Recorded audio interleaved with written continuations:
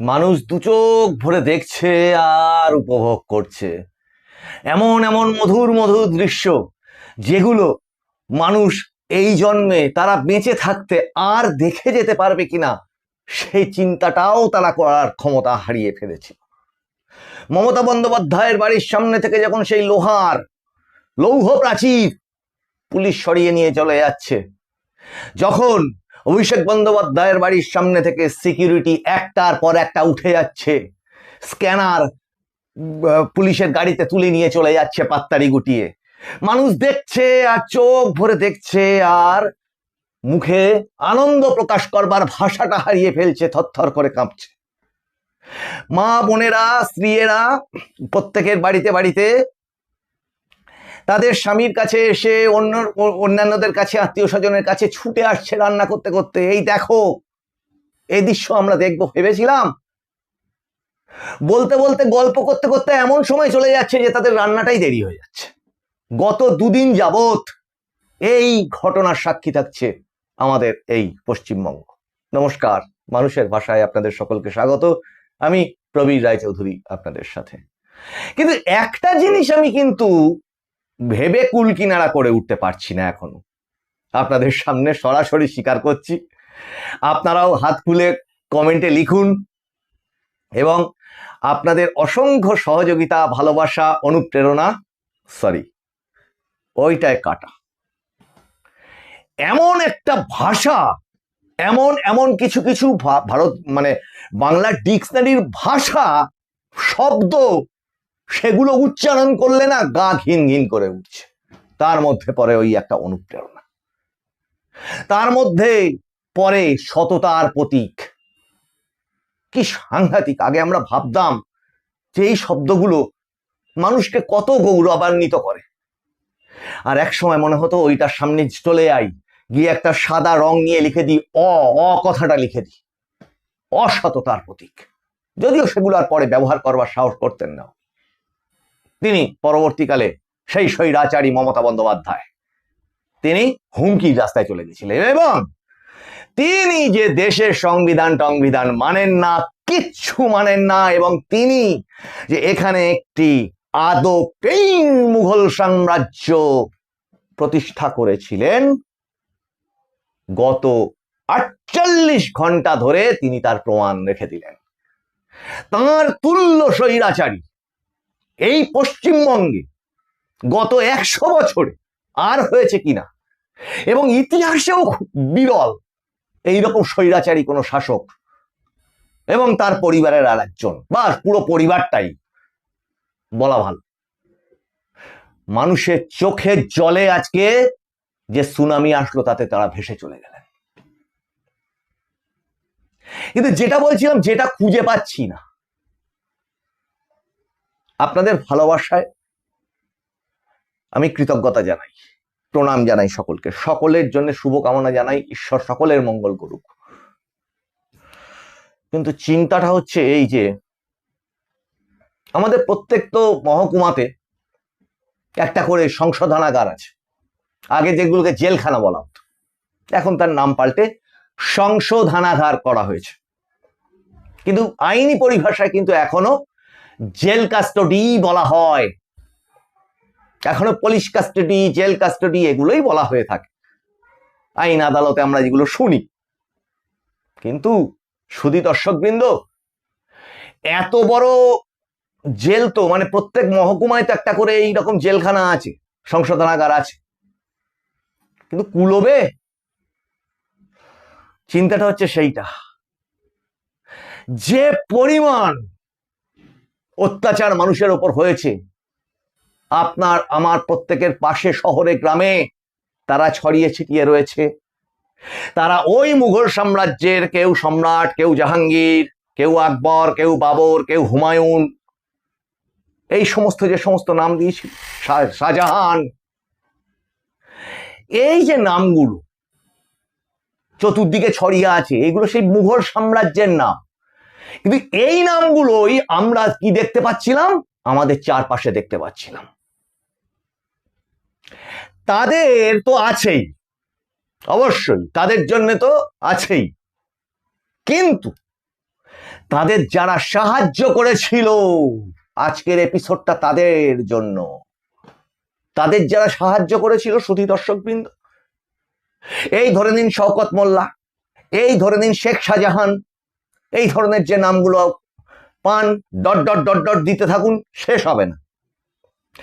এরা কি প্রত্যেকের ঘরের থেকে গিয়ে গয়না লুট করে এনে হসপিটালের ওটির মধ্যে লুকিয়ে রেখেছিল? এরা কি প্রত্যেকে একাই একাই কি করেছিল যে গিয়ে গিয়ে প্রত্যেকের বাড়ি থেকে রেশন কার্ড চুরি করে এনে পার্টি অফিসের মধ্যে রেখে দেওয়া, বায়োডাটা তুলে আনা, টাকা নেওয়া, এই সমস্তটাই কি সে একা একা করেছিল? তা তো না।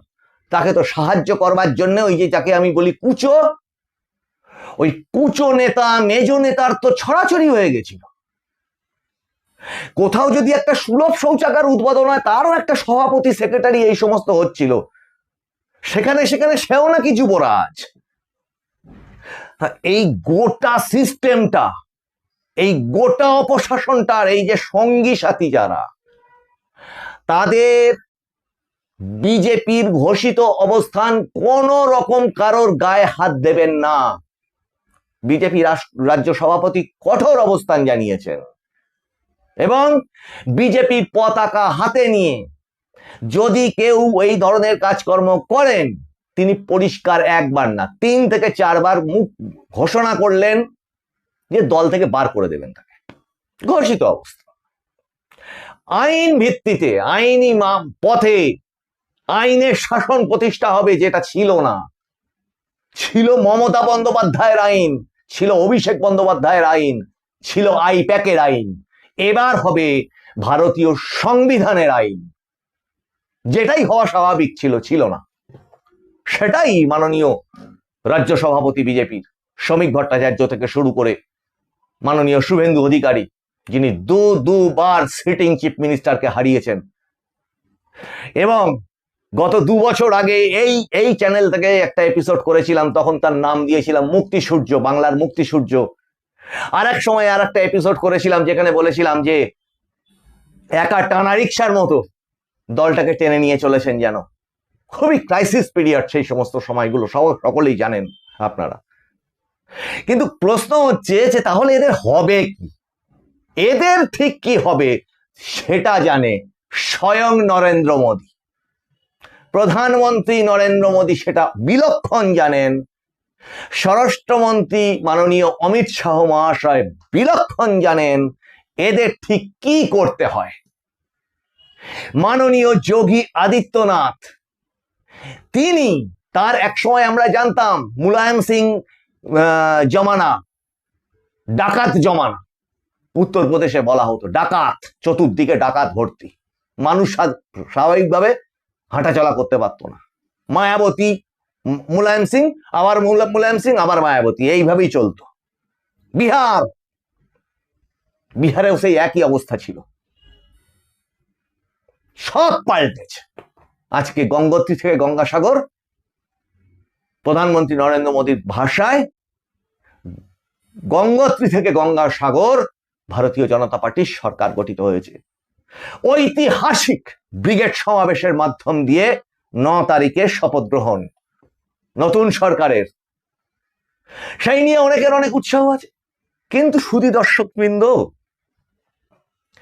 এখন যারা বলেছিলাম না 4 তারিখ বিকেলের পরে কপালে গেরুয়া টিকা দিয়ে জামাটা পাল্টে ফেলে বলবে আমি বিজেপি করতামই তো, এখনো তো বিজেপি করি রে ভাই, যা হয়েছে সব বাদ দে। এই হচ্ছে বাঙালির আর একটা জায়গা যেটাকে আমি চিহ্নিত করতে চাইছি, যা হয়েছে বাদ দে, ও তো সব নিজেদের মধ্যেকার ব্যাপার, ও ভুলে যা। কি ভুলে যাবে? ঠিক কি ভুলে যাবে? ঘরে হুমকি দিয়ে রেখে ঘরের বউদের আর এক জায়গায় রাত্রির বেলা হাজিরা দিতে হতো, এটা ভুলে যেতে হবে। এর আইনি বিচার হবে। শিক্ষা জলাঞ্জলি চলে গেছে থেকে দেখুন, ব্যাপারগুলো রিপিট করলে তো বোরিং লাগে, এখন এটাও বোরিং লাগছে। শিক্ষা দুর্নীতি থেকে, স্বাস্থ্য দুর্নীতি থেকে, যখন ভেজাল ওষুধ আমাদেরকে খেতে দেওয়া হয়েছে বিভিন্ন হসপিটালগুলো থেকে, তার তদন্ত হবে। কিন্তু এই সমস্ত নথি সরানোর জন্য মানে বড্ড বিচলিত তারা, কুচো কাঁচা মেজো। ওই যারা বলি না কলা গাছের ভেলা বেঁধে হাতে একটা লোহার কিছু নিয়ে ভাবে বিরাট কিছু হয়ে গেছে? না, হওনি। এই তার প্রমাণ। ওটা দিয়ে ভারতীয় সেনা ভারতবর্ষের সঙ্গে লড়া যাবে না। এটা ভারতবর্ষ, এবং ভারতবর্ষ থেকে কিছু কেটে নেওয়া যাবে না।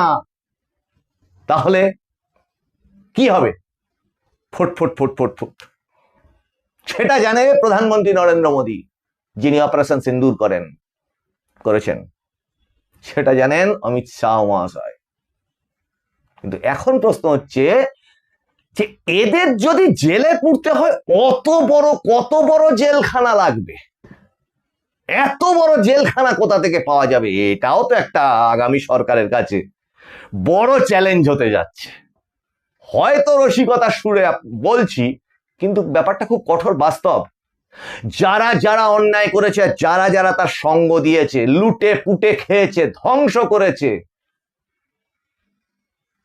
তাদের কি হবে?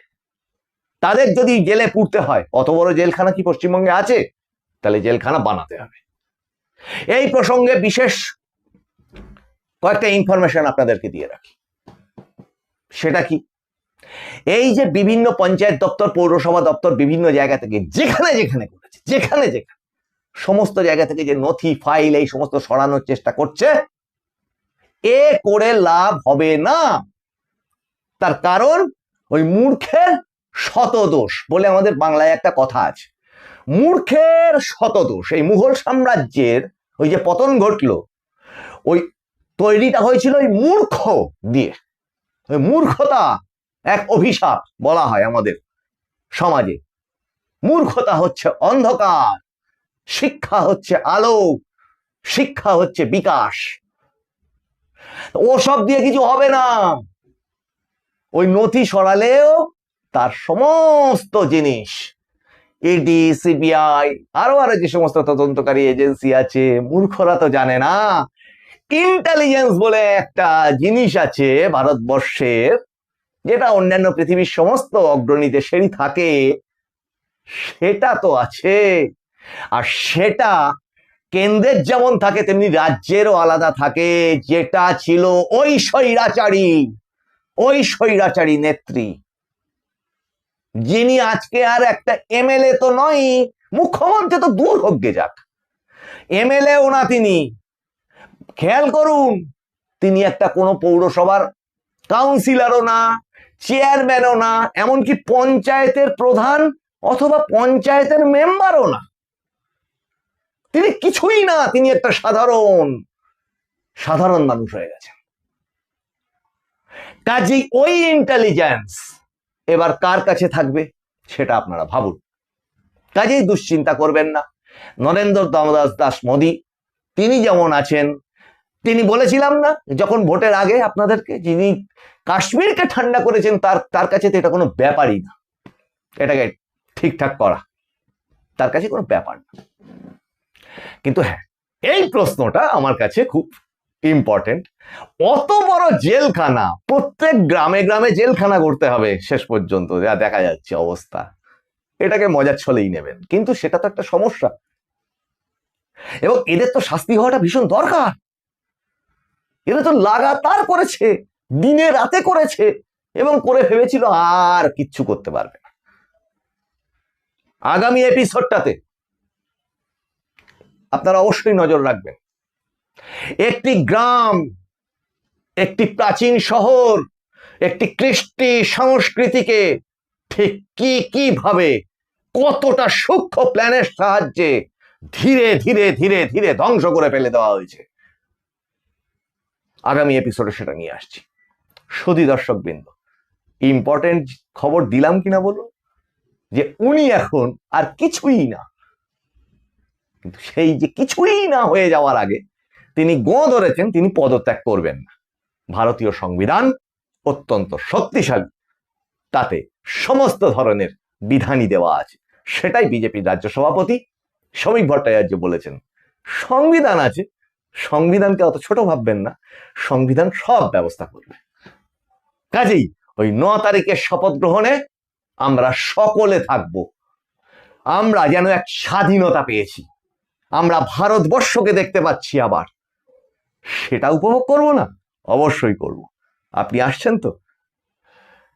শুধু দর্শকবৃন্দ, আপনারা সাবস্ক্রাইব করুন, লাইক করুন, শেয়ার করুন, আপনাদের কমেন্টগুলোকে নোটিফিকেশন অন রাখুন। আপনাদের সঙ্গে আবার দেখা হচ্ছে সামনের ওই খুব গুরুত্বপূর্ণ এপিসোডগুলোতে। আপনারা নজর রাখুন মানুষের ভাষার পর্দায়। মানুষের ভাষা সবার মনের কথা বলে। নমস্কার।